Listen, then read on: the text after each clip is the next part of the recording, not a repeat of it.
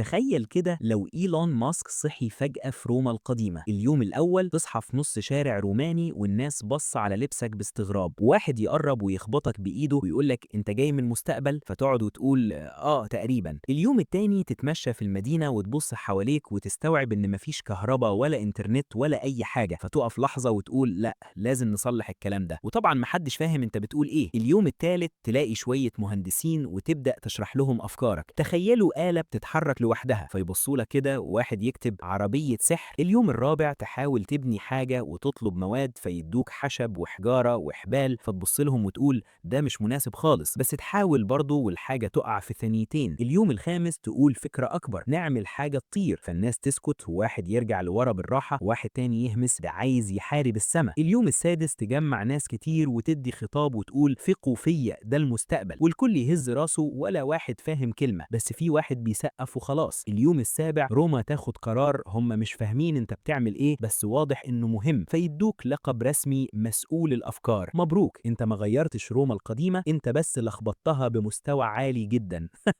وفي الاخر صلوا على النبي صلى الله عليه وسلم.